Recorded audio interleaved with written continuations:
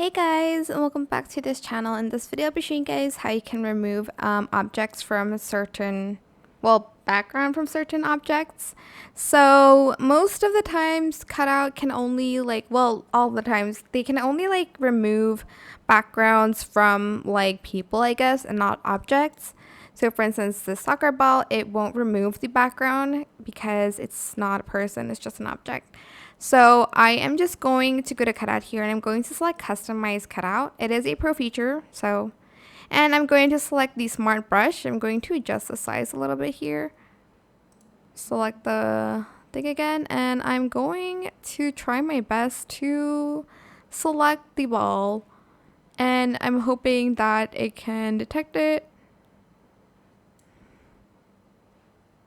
There we go. It actually detected it pretty well. You can also use the erase tool, or you can use the smart erase tool here. But I like to just use the eraser here to just delete some of the stuff out. Whoops, that was bad. Let's just undo that by pressing Ctrl Z. Maybe you want to make your brush smaller. It's fine. It's not going to be perfect because it's going to take a long time if I try to make it perfect. But I think that will do. There we go. And once you're done, you're just going to select the apply button and it's going to remove the background. And that's pretty much how you can use the customized cutout.